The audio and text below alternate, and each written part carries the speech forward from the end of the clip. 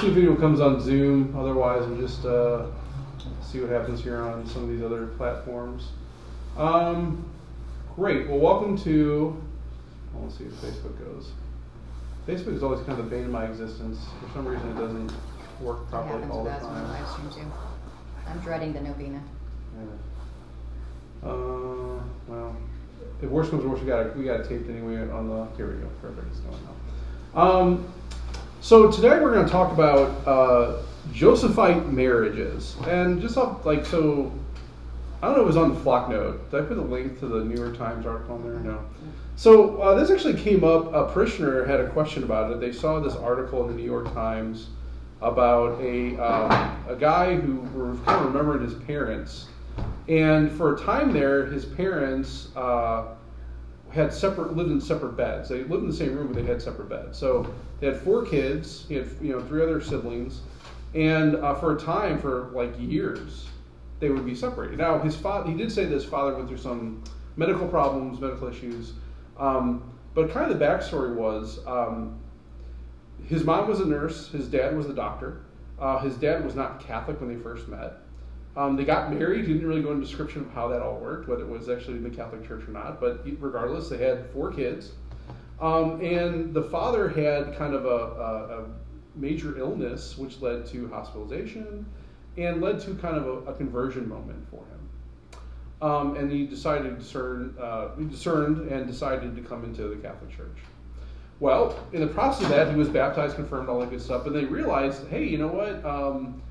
You're married. And you had a previous marriage that has not been rectified, right? So we can't necessarily validate your marriage because you're still married to this other person. So we have to go through the annulment process to figure out if that's going to work or not. Well, the problem, so this must have been before the 1983 code. So it must have been like maybe sometime between 1917 and 1983. So who knows?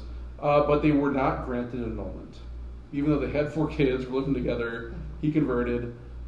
Today, so maybe give some context. No, I'll go into that later. So because of that, they went to their parish priest and talked to the priest, and he said, well, you know what, you guys really need to just live as brother and sister until we get this all figured out.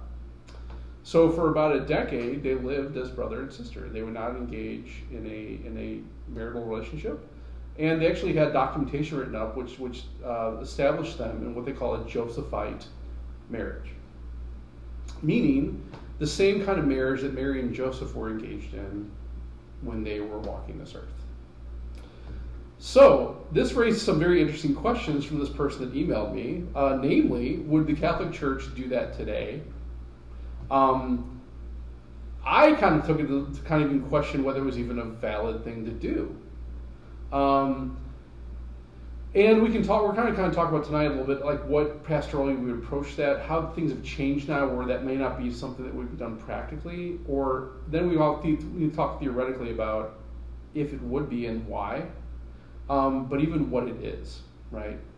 So of course it goes back to the Josephite marriage. Goes back to this understanding of Mary and Joseph and their marriage relationship.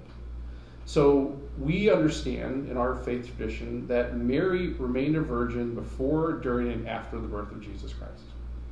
So in other words, she and Joseph never engaged in a marital act. So that leaves some interesting questions, right? First off, was it even a valid marriage then, if they never actually consummated the marriage? We would say yes, and we'll talk about that. Also, why would they do such a thing?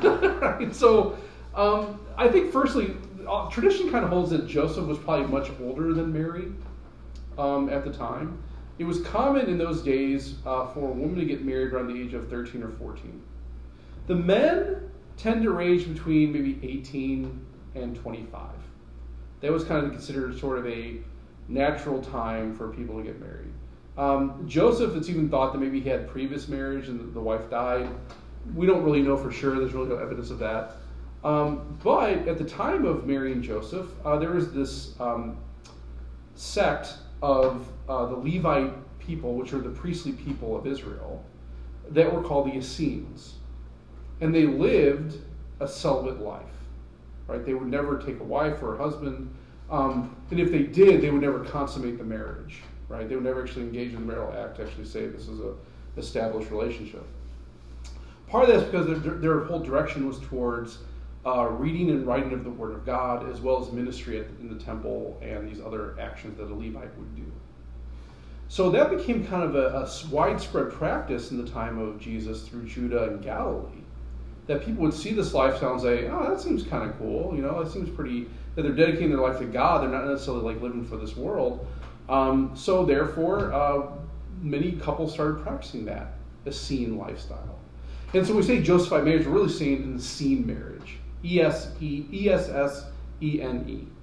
And that was the group that was kind of the Levite group that would kind of maintain that lifestyle. So it was thought that Mary and Joseph engaged in the same relationship. That because Jesus was the Son of God, it would be highly, highly, highly improper, at least, if not wrong, for actually Joseph to engage in the marital act with Mary because of the holiness of her, the vessel of her womb, which was the house of God. It would almost be kind of desecration to actually for Joseph to engage with Mary in that respect. So we would still say, though, that their marriage was a valid marriage. So to give us some understanding, here's what the current code of canon law says when it comes to the consummation of marriage. It's under chapter 10 of title 7 about marriage. And it comes under the section of separation of the spouses. So there are valid reasons why spouses could separate even within the bond of marriage. And here's one of them. A ratified and consummated marriage cannot be dissolved by any human power or for any reason other than death. A non-consummated marriage between baptized persons or between a baptized party and a non-baptized party can be dissolved by the Roman pontiff for a just cause at the request of both parties, or if one of the parties, even if the other party, is unwilling. So that's what kind of talks about consummation, right? That consummation is an important aspect. But when we read that, what we're saying is it's not really necessary. It can lead to an annulment. That can be a grounds for an annulment. But it could possibly be a valid marriage even if it's never been consummated. And the reason being is that in the marriage consent, when two people give their consent to each other, what they're giving each other is the rights to each other's bodies. That if I were to get married to a woman, I would tell my spouse, I am giving you the right to actually engage in the marital act with me, willingly, right? It's kind of it's a contract kind of situation, but both parties need to be involved with it. Because I give my spouse the right for that, does not necessarily mean I have to exercise that right. Just the giving of the right is enough to make it a valid marriage.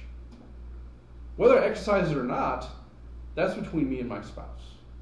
We don't necessarily have to exercise that right, and we can go through our entire lives without ever consummating marriage and still be in a valid marriage. Now, if one of us decides, this isn't working out for me, or we took these vows to do this, and we also took a vow to receive children lovingly. So, can that be grounds for annulment? Yes, it can. But the right is still given. And so, what the church kind of looks at that is, that's a decision that you as a couple make with each other. And even though you may not be able to consummate the marriage, or you don't consummate the marriage, are you still open to life in general? Meaning, if there's a way that you become pregnant without consummating the act, are you still open to that life? Miraculous, just like Jesus may have been come about in this world. Highly unlikely that would happen, right? It probably wouldn't happen. It's only happened once in our entire existence, Jesus. But the right is still there. And that's all the church really cares about, is that right? And also, the church also recognizes there may be times where the couple should be continent, right? Should not engage in the act. And that's what happens to be for an extended period of time, and even to the point where the woman becomes infertile. Well, that's the decision you guys make together, and as long as you have good reason, there's no problem with that, right? Any questions so far? It's a lot, kind of is a lot of legalese, but the whole point of it is to understand that the right is given in the consent marriage, but the exercise of that right does not have to be done for it to be a valid marriage. And so with Mary and Joseph, even though they gave rights to each other's bodies, they never actually consummated that right. For good reason. right? Mary's womb was the tabernacle of God. And to desecrate that tabernacle could even verge on the edge of sinful, right? Maybe. We would never know because it was never done, right? Does that make sense? Okay. So now we can look at reasons like why that may be a valid way of going in the particular circumstance we're talking about in this article, right? There's a lot of questions about, well, okay, in this case, they were not married in the Catholic Church, the two people that had the 4 kids. Of course, the previous marriage not married in the Catholic Church. Could there be some kind of outlet to say, because the spouse became Catholic now, is there a way to actually invalidate the marriage that was previously made? In the 1917 code, I can't tell you because I'm not really too aware of what was in the 1917 code. I understand that the 1970 code was the last code of canon law before 1983. So for a good portion of time everything was being run by the 1917 code. Now that was a very strict code from what I understand. Monsignor Schindler may have a better understanding of it because I know he studied it. I never studied it. So I can't tell you what was in it. I can't tell you what grounds they were trying to show that the marriage was invalid. I don't even know what grounds were actually presented in the 1970 code to say one way or the other. So you're saying that if there's a Catholic, like a cradle Catholic, who falls in love and wants to marry, let's just say a man who is not Catholic, he's Lutheran and was married in the Lutheran Church before, but got divorced, they cannot get married until he gets that marriage annulled. The church would assume that regardless, so if we were married outside the Catholic Church, the church will always assume that marriage is valid. Maybe not, maybe sacramental, maybe not. Sacramentality is based on the baptism of the people, but the validity is based on three criteria. Okay, capability. Yes. I have my full knowledge. I'm doing this freely. Consent. There was some expression of vows of giving rights to the body of the other person. And finally would be what we call the forum, or maybe the circumstances, right? So in other words, were these two people engaging in a ritual as they understood it, which was sanctified by God? Or even not, or a ritual that actually bonded them together. You think of like two atheists who go down to the justice of the peace, right? We would say that would be a valid marriage. As long as they understand what they're doing, okay, that would be okay, right? And even if they were to become Catholic, if let's say they divorced and tried to become Catholic, we would have to say, well, we have to make sure that marriage is invalid first, right? How do you make sure that marriage is invalid if they were atheists? Well, so the validity doesn't really depend on their faith. Validity comes from those three situations, right? Okay. So one of those has to be out of order for it to be invalid, right? So in other words, I didn't really understand what I was doing. Okay. He had some addiction or something that I didn't know about when we actually made the consent, and so I didn't know about that. I wanted to have kids, but we didn't talk about that before marriage, and he didn't want to have kids, and now we're not having kids. Those all lead to invalidity, right? Because there's something wrong in that formation, in that consent. There wasn't a full gift, a full understanding, a full yes to the acceptance, right? So if you have two Lutherans, the church would still say, well, we're going to assume that's valid until we can prove otherwise, right? So was there something going on there that you didn't know about? Was there some kind of hidden agenda that you were not privy to? Or did you both maybe have a hidden agenda that when you said yes, you weren't really kind of being honest with yourself or with everyone else? But back then in the 17 code, I don't know what kind of criteria there are. So in this code, there's quite a few criteria, including stuff like maturity, right? So scientific study has shown that the human brain doesn't develop until you're about 26 years old. And now people are actually trying to use that as grounds for annulment in the Catholic Church, and they're actually getting it. Maturity is kind of very subjective, right? So you think about like people in the 1940s going off to war or getting married in like 17, 18, and they stayed married their entire lives. Well, nowadays, getting married at 17, 18 seems like a crazy thing to do. Yeah. Right? And you gotta have your parents' permission. Well, yeah. Well, not for 17. Oh, really? Yeah. But Still, that still seems like, if you look at a lot of 17 years old, they're not that bright. They're not that really aware of the world. They're not really, in tune with what's going on. Is that to say that people back in the 1940s were? Well, maybe they were. People tend, especially in a time of depression and times of things going on, you had to kind of mature quickly, right? So maybe they were a little different than we are today. Are we a little softer than we were back then? Well, maybe. I don't know. The fact of the matter is maybe a 17-year-old today are just as mature as they were back then. As long as they can show that, okay, great, no problem. But I don't know if that was in the 17 code. I'm not sure what was in there, right? There's a lot of different plethora of reasons why a marriage would be invalid, according to the 1983 Code of Canon Law. And one of those would be consummated marriage. So back then, what we have now is a situation we call deference to the faith. It's also called as Peter's privilege.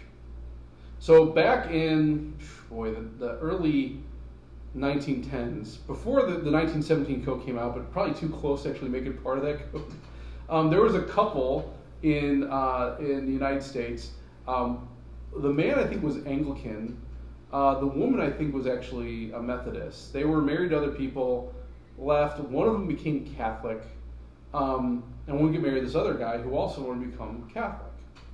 Well, the annulment couldn't be granted to the two people in the previous marriage. So they ended up kicking it up to Rome and say, hey, Holy Father, you take a look at this, see what you want to do. The Holy Father granted the annulment. And the reason for his annulment granting was because of the deepening of the faith of these two people, they come to the truth of the Catholic faith. They weren't necessarily understanding what marriage was. Now they have a better understanding what marriage is in the context of the sacrament. And because of that, they should be able to get married to each other and sharing that sacramental grace. So he granted the annulment for the two people. Now, that never made it in the 17 code, and that's not necessarily in the 83 code. There's nothing called the Peter's privilege in this 83 code. What they do say, though, is a deference to the faith. But only the Holy Father can grant that. So in the case of the New York Times article, could they have taken it to Rome and see if they would have done anything with it? Yeah, they probably could have. Did anyone have the wherewithal to think about it? Well, maybe not. Because again, that one case from the early 1900s was probably the only case that was ever documented of actually being granted. But the bishop could also have granted that too. But that particular circumstance can only be granted, according to this canon law, by the Holy Father. Right? So to answer your question, if you had a Lutheran church, want to get married in the Catholic Church, if we can't find any other grounds for that annulment, meaning they had full knowledge of what marriage was, all those other things, the Holy Father can grant that annulment based on the grounds of deference to the faith. But he's the only one that really can. Right? What happened in this New York Times article, though, apparently the former spouse died anyway, so they were able to convalidate the marriage, and they actually were able to live as husband and wife from there on out. And of course, if the first spouse dies, well, that's the end of that marriage. Therefore, they were free to do so. But in the case of this Josephite situation, I don't think, practically speaking, it could be done today or would be done today. And the reason being is because there's so many reasons to say why a marriage would be invalid today that may not have had back then.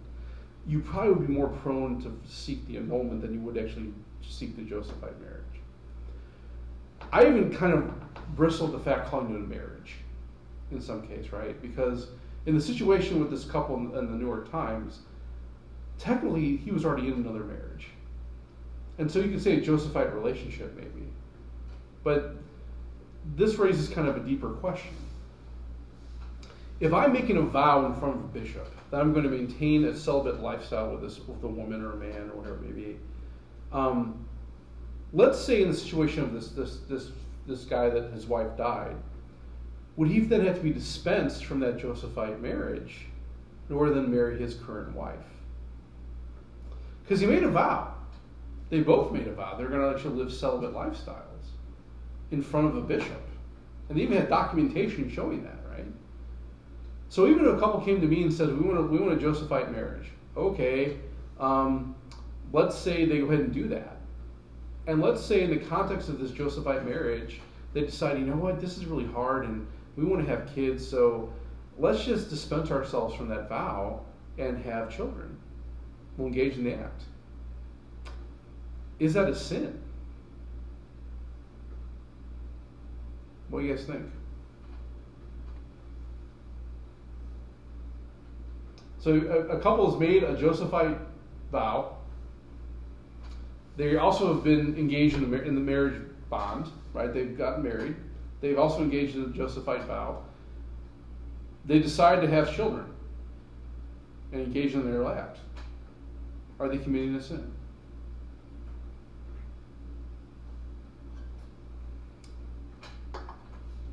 Val, you think yes? Well, What do you think, Marilyn? was that supposed to have been a permanent vow? Well, a vow is a vow, right? It doesn't say. I mean, I guess you could put a stipulation. I'm going to live a marital, a Josephite marriage for the next 3 months or 6 months. I don't know. But then, I guess the question would be then, why make a vow at all? Because even married couples can engage in continence with each other and abstinence, right? Without a vow. Right, without a vow. The marriage vow is enough, right? So I kind of was questioning that a little bit, and I don't think there's any really good answer. I think reasonably speaking, though, you have to say that if someone were to make that kind of vow and then decide to, for lack of a better word, break it, they would be committing a sinful act. Because if they're making that vow in front of...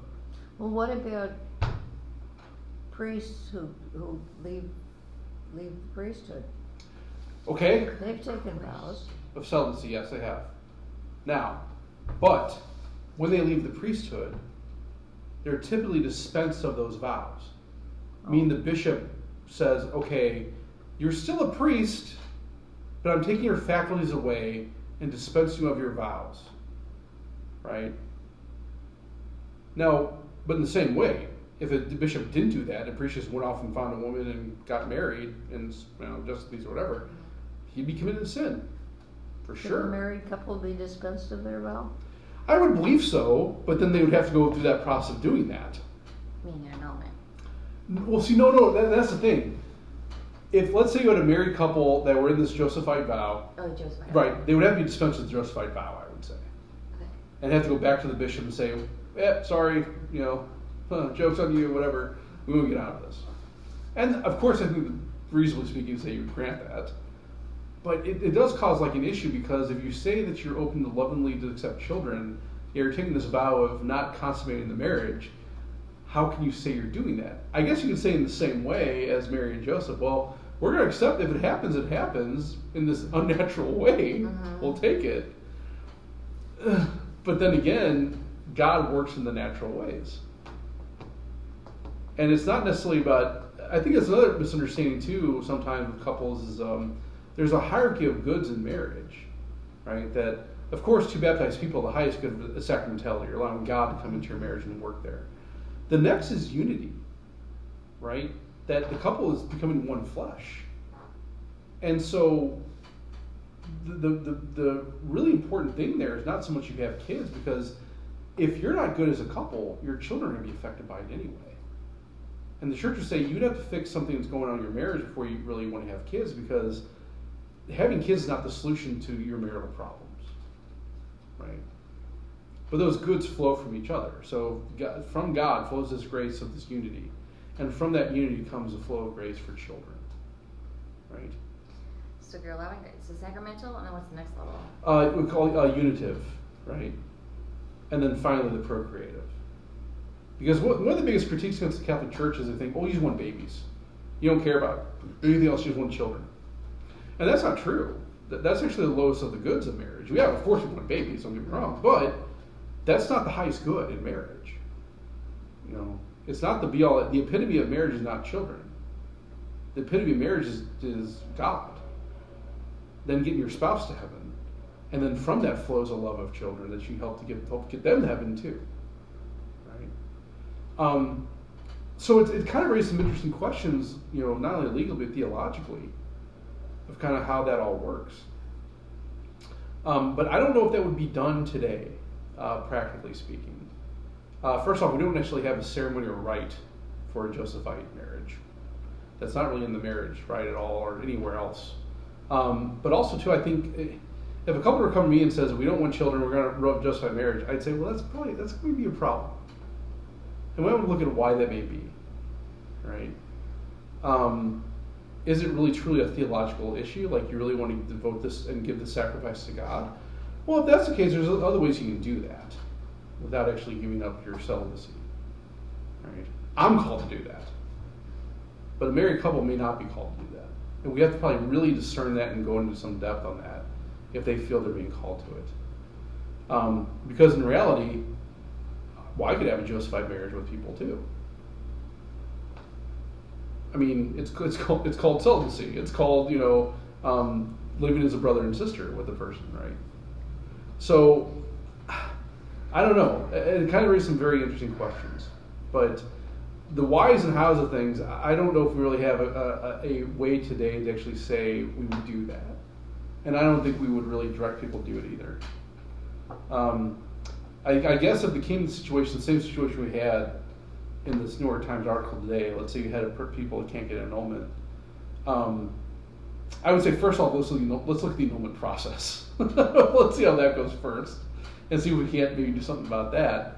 And if this were the be all end all, and even went to the Rome and Holy Father says I can't even give it for either Petrine privilege or the difference of the faith, or any other grounds, well then I can see maybe we can look at this.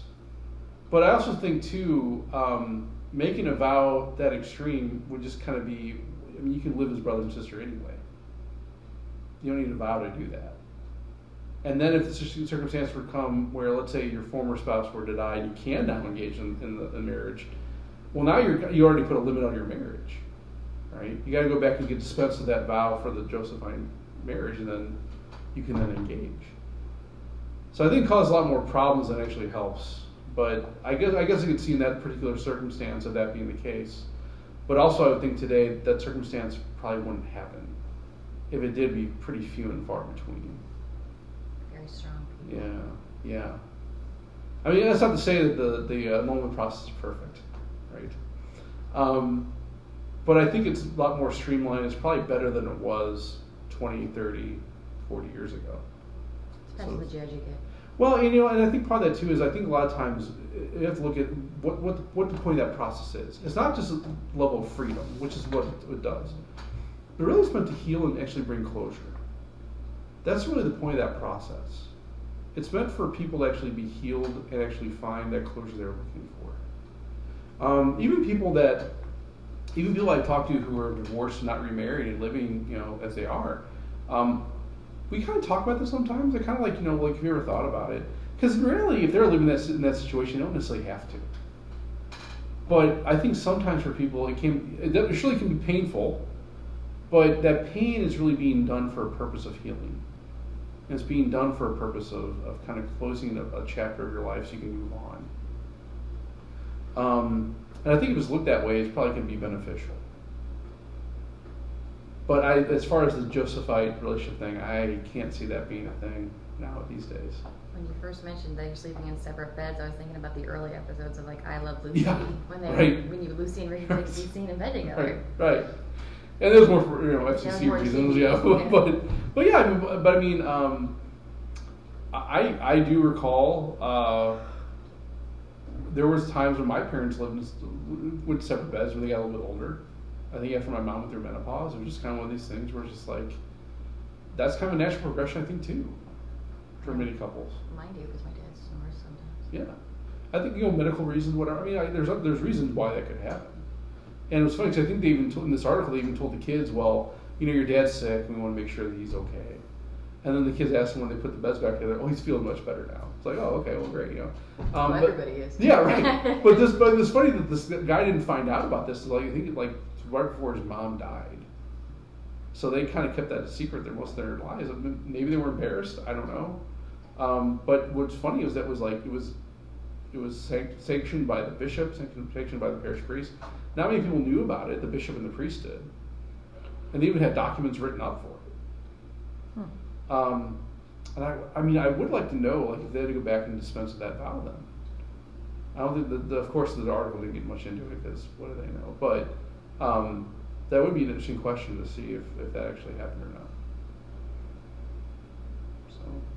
So what you're saying, that would be very unusual, almost I non-existent. think today there would be. Was it ever more usual? Back in the time of Jesus, I guess it was more. I mean, because if you talk about the Essenes lifestyle, that was kind of something that was promulgated and done throughout all the region of Israel and Galilee and Judea. So, I mean, even today, I think you say, again, if someone were to come and say, you know, we're going to get married, but we're going to live as brother and sister, we would still say that's a valid marriage, because again, the rights are given. It's not the actual exercise of the right that's given. But that also could be a ground if they ever decided to have an annulment. So it is kind of a double-edged sword. But a lot depends on the intentions of the couple, depends on the two individuals, and what they're trying to do. You know, intention comes down to a lot of things. Intention is really kind of the indicator of culpability or not in many things. So yeah, I guess it would be best not to get involved with it at all, because like I said, I think you don't necessarily have to make a vow to live with someone as a brother and sister. Now the only question was raised, and I think this might be maybe the only reason to do this, is scandal. And today, I don't know if that's really be scandalous for many people anyway. Scandal is one of those things where it kind of changes over time. What was kind of scandalous 50 years ago isn't as scandalous today. Now that's not necessarily something to be celebrated. I think our ideas of modesty have really kind of declined. But that might be the only valid reason to say that you can grant the Josephite relationship. Even the Holy Father, he got a lot of flack for this, but I think if you read everything in context, it makes a lot of sense. He had a document a while back called Amoris Laetitia. You ever hear of this? I think so. So there's a footnote in this document. It's only a footnote. If you read the entire thing, it's actually pretty good. It has a great kind of treatise on marriage and explains the Holy Father's thoughts on it and is all in line with Catholic teaching. But there's a footnote in Amoris Laetitia. I think it's footnote 81, if I'm not mistaken. But it talks about situations where divorced and remarried Catholics could still live in a household.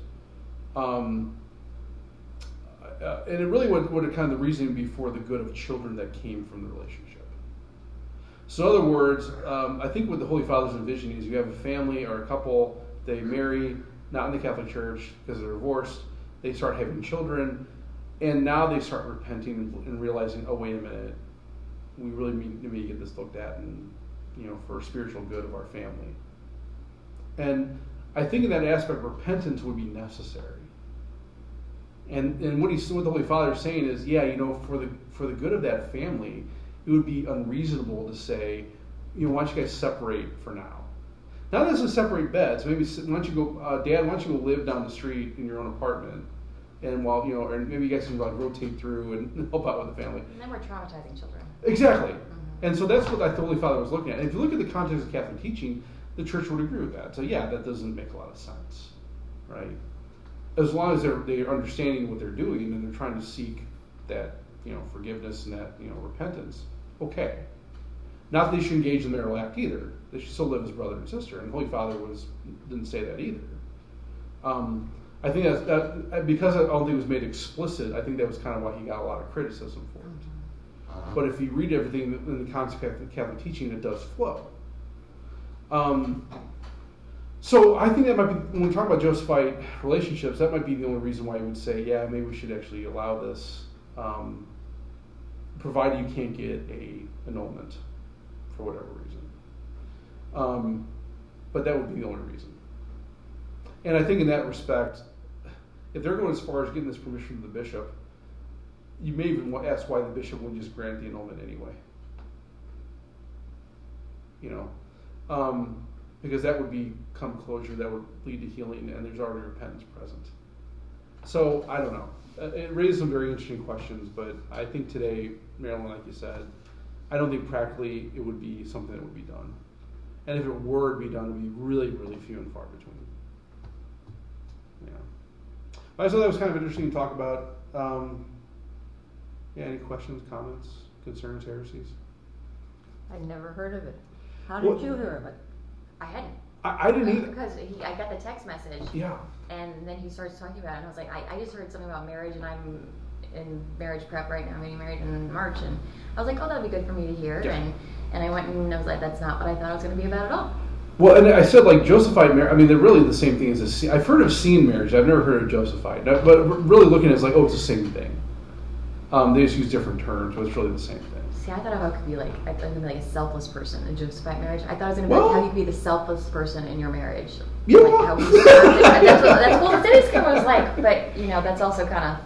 Well, that's also what marriage is. Not what right. Yeah. That's what I thought it was. Yeah. Like, yeah. how can we not focus on yourself during a marriage? And that's why I was always kind of bristling the fact you can call it a marriage, because it's one of these things where, in the context it was given in that article, it wasn't a marriage. It was a relationship. It was maybe a state of life, but it wasn't a marriage. And so, I think that's the thing. We have to be very cognizant of the terminology we use, but. I think everything that applies to it really applies to marriage anyway. Because everyone's called to abstinence or called to chastity for sure, regardless of state of life. And what that means is self-control and self-mastery. And even in marriage, you need that, right? So, I don't know. I thought it was just kind of fascinating that it was actually brought up and actually sanctioned by a bishop. That's the only one I've ever heard of, as far as that was concerned. I know there have been other Josephite marriages throughout history, like, for instance, Teresa Lissot's parents. Right after they had kids, they decided to engage in. And what you see, though, is a lot of these couples, they've already had kids. And then they kind of engage in this vow within their marriage. And there's nothing necessarily wrong with that. But in reality, the vow wouldn't be necessary. You're already married, and you're just saying you're not going to do one thing. Right. Doesn't that take away a little bit of intimacy in your marriage? Maybe so, but I think intimacy takes on different levels. Like, 7 levels. Everyone needs. I need intimacy. Mm-hmm. I don't. Now that's different though than sexual gratification. Gotcha. Right. There's levels of intimacy that are sexual intimacy. Sure. I've foregone that for a higher calling, and I'm happy to do that. There's intellectual intimacy. There's emotional intimacy. There's even physical touch. That can be intimate, right? Mm-hmm. We all need that as human beings. But yeah, there might be, because when you're talking about a marital relationship, it should be the most important thing is the sexual intimacy, but it is an aspect of it. Mm-hmm. And if you're both willing to forego that for a higher good, and especially if you already have kids, I don't see anything wrong with that. But I guess I would say, why would you need a special vow to do that? Because you can already do that within your life together. Oh yeah, I see that. Yeah, right. Because I think with a vow is a very, that is something that you're taking to God. And not only taking to God, but you're making it a public thing, right? That's different than an oath, right? So a vow is a public thing. If you look at the religious sisters or brothers, they take vows. Those are public things in front of God before a representative of the church, and that's what this couple did. If you wanted to make an agreement with each other and say, I think for a certain time we can just practice self-mastery and not engage, and maybe we'll have our kids, then we can do that. Okay, I don't see any problem with that. But if you're going in front of a bishop and saying, I'm going to make this vow with my wife and I are going to make this vow, we're never going to engage in marital act for here on out, for the good of the kingdom. Well, okay too, but that does kind of restrict your marital life together in a way. Yeah. So I guess I would be very discerning when it came to that, something like that. If a couple were approaching me like that way, I probably would kind of talk them out and be like, why? Like, what do you, if you're really going to do this, okay. But in some ways, maybe just like my parents used to say, and I always thought they were crazy, but they said that when they got older, they would get an annulment, and my dad would go to the seminary, and my mom would go to the convent. Now, of course, that wasn't completely insane. They never did that. And I would still question like what the grounds of annulment would be for that. But could they take that vow of intimacy of Essene or Josephite relationship? Yeah, they could, but they can do that anyway. They can live that anyway. So yeah. Well, that's interesting because Deacon Keating talks about a quote from St. John Chrysostom. Mm-hmm. Do you know what I'm talking about? Mm-hmm. I've taken you in my arms and I love you, and I prefer you to my life itself. For the present life is nothing, and my most ardent dream is to spend it with you in such a way that we may be assured of not being separated in the life reserved for us, meaning in heaven. Yeah. I place your love above all things, and nothing would be more bitter or painful to me than to be in a different mind than you. Yeah, I think with what St. John Chrysostom is saying there is, we do have to be willing to sacrifice that for each other, right? There have to be times where I'd have to willing to, my own desires, my own wants, my own, even needs sometimes, for the good of the other person. That's self-sacrificial. And so I think that in the same way, if you had a couple that their really only means of interaction with each other is in this marital act, that's a problem too. That's a big problem. Because, as we all know, as we grow older, things fall apart. We're not as attractive as we were when we were younger, right? And so if your entire engagement is in that way, I think you're kind of, cruising for a bruising in a way. And so I think you have to be willing to sacrifice even that aspect of your life, which is good and holy, right, for the love of the other.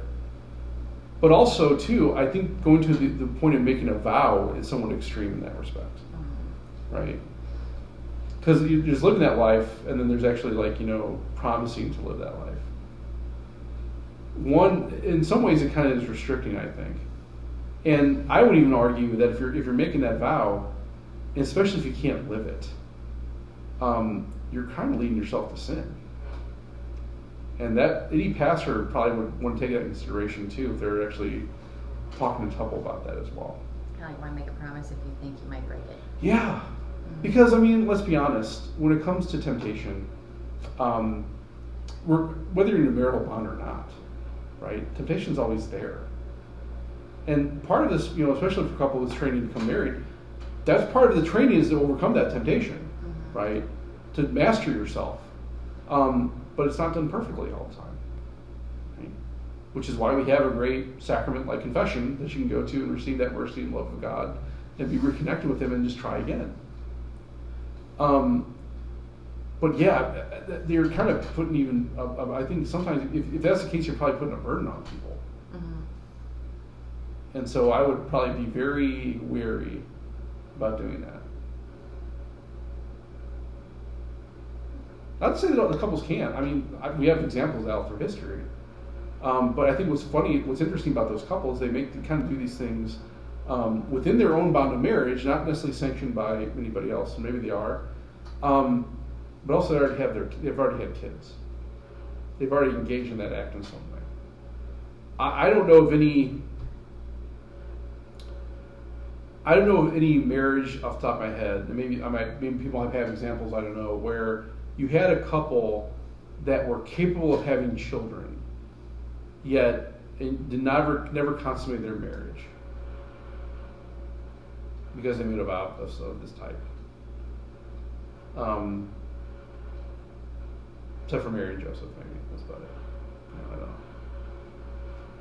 I could be wrong. Today, I don't know. There may be some today, for all I know, but I just don't know of any that I've ever seen or heard of. So that's kind of my spiel. Let me ask this: the sacrament of marriage entails more than the legal contract of marriage. Is that right? Yeah. So the sacrament. So like you said, when we talk about the goods, right? We're talking about the sacramentality, unitive, and the procreator, right? That's the effect. Those are the graces of marriage, right? But those come about in those three ways of capability, consent, and circumstance. So what about the contract of marriage? Well, okay, so the contract of marriage, that we would say that consent is the contract. That what you're consenting to is the rights to my body of the other person, right? And so when we talk about the marital act, that's supposed to be the culmination of a marriage bond. That when a couple is engaging in that action, it's a reproclamation of that consent, of that vow they've made to each other. And it's the epitome of that marriage, right? I think in society we kind of have that backwards. Sometimes we start with that action and then we grow from it, or try to grow from it. Oftentimes we find though that it's just kind of backwards. That when you meet someone, obviously there's attraction. There should be. If there isn't, that'd be problematic.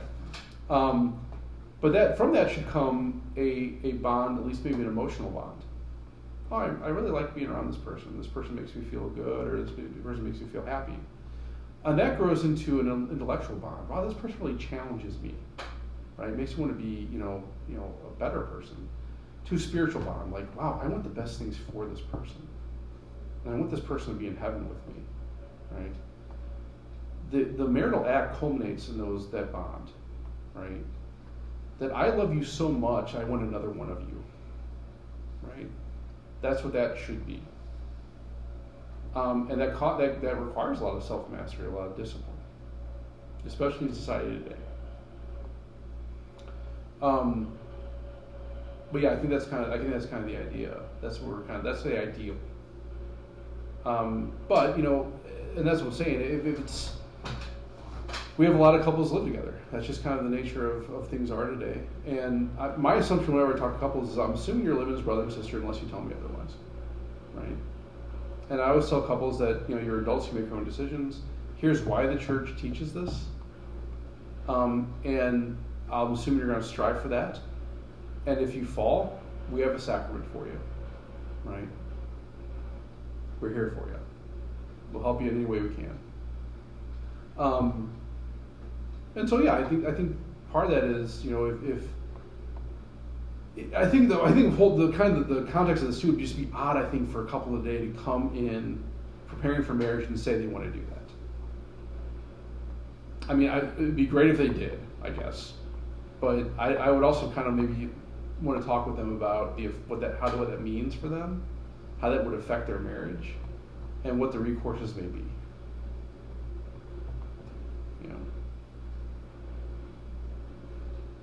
Did I answer your question? Mm-hmm. Okay. What about that generation of people who had arranged marriages? Yeah, well, so the church has never really said anything about that, right? But even those arranged marriages, the theology behind marriage has always been there, right? It has to be free will consent. And so even let's say you had two princes or two kings who want to get their daughter and son married so they can actually have a bond in their kingdom. Well, okay, but your son and your daughter still have to freely consent to it and give their consent publicly, without coercion. Now, does that say that that's happened before throughout history? Sure it has, right? Is it a valid marriage? Sure isn't, right?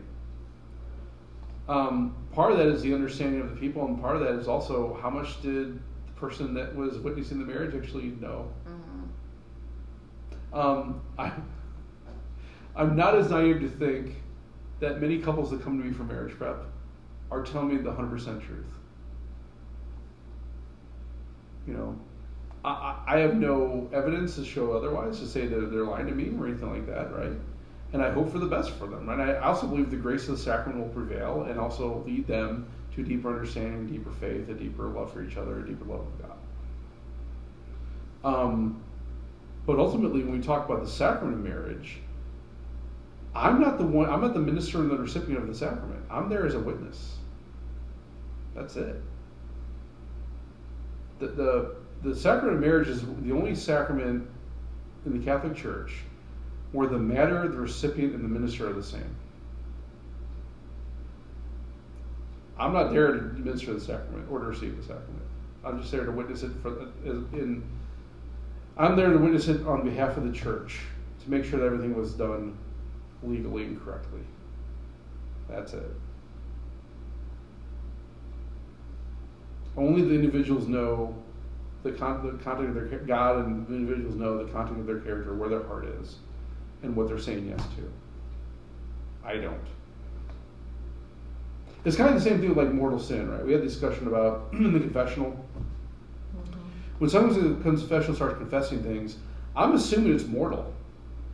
I don't know.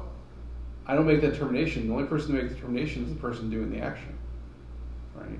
I can say something's immoral, but I can't say if something's a mortal sin or venial sin. What's an immortal sin? Like killing someone? No, immoral, like immoral. Okay, well, what's immortal? No, mortal or venial. So what I'm saying is, if someone were to come into confessional and say, I killed a person, Mm-hmm. or even let's say I lied, Mm-hmm. I'm assuming when they're saying that to me that it's mortal for them. It's a mortal sin. Mm-hmm. Meaning it was wrong, they knew it was wrong, and they did it anyway, right? I don't know. I know that lying is immoral, Mm-hmm. right? Objectively speaking. Mm-hmm. But whether it's sinful or not, I can't make that determination. Only the person doing it can make that determination. So, in the same way, when it comes like the marriage bond, only the bride and groom know what they're actually doing there, what they're saying yes to, and what they're actually, getting into, or even know what they're hiding from each other, or hiding from the priest, or not divulging. All I can do is ask the question. Do you know what you're doing? Yeah. Do you have any, reservations, or do you have anything you're worried about, or anything like that? No. Okay. However, I would say years later, the couple has a better understanding than they did when they got married of what it's all about. I would hope so. So they don't know 100% at the wedding. And that may be, so there's kind of two ways of looking at that, and that's where the code kind of comes into play. Is what kind of capability was there? Was there a full divulgence of everything with each other? Was there a full was there a free yes given? I mean, I know who this person is, I know everything about them, warts and all, and I still love that person when I say yes to it. Now, maybe you wouldn't necessarily know that he leaves the toilet seat up every time. Or maybe you wouldn't know that she leaves her shavings in the shower, right? Okay, but that's not the point. You're not saying yes to these things that they happen, coincidentally. You're saying yes to the very person in front of you. You're saying yes to Jesus putting this person in your life. You're saying yes to getting this person to heaven because you love them so much. And you want that for them. The other stuff is sort of coincidental. It's really kind of minimal. As long as you can say yes to that, that's all I really care. That's all really they should care about either. And part of that is also the grace of the sacrament, that you realize in the grace that you're given the grace in the moment to recognize these things and also to communicate these things to each other. Right? You're living as one flesh, which means you should be able to be open and honest with each other. Yeah, fight with others, sure, fine, whatever. If you're not fighting, there's probably a problem there too. But at least you can actually communicate and actually overcome those things, whatever it may be. That's what the true grace of the sacrament is. And sure, there are circumstances where, this is too overwhelming for me. And, either I'm not receiving the grace or the grace isn't given to me. Well, that's where the annulment comes into play. That grace wasn't given, which means there was a lack somewhere. Now, the part of the fun is, where's the lack? That's what I've kind of, I shouldn't say enjoyed, but that's what I've kind of found kind of interesting about the annulment process. Is trying to help people figure out, well, where was that lack for you? And that's also healing, because people tend to realize, this might have been my fault too. I may have had a hand in this. I'm not completely innocent here. And that's where the healing comes from.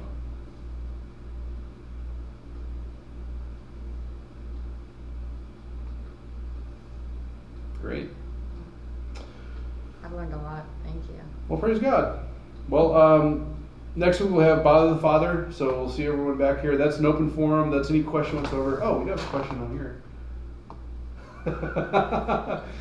Yes, this person on here said, I feel like I know what the parishioner is, and said this because it is the parishioner that brought this up. So thanks for watching. You know who you are, and you've already posted, so fine. I'll say your name. It was Mike Hidehouse. Yeah, that's how he was the one that raised the question. It was a good question. It also led me to some material for tonight, so I thank you, Mike. Appreciate that. So next week we'll have Bother the Father. We'll, if you guys should be back down here again, unless the weather might be crazy. We'll see how it is next week.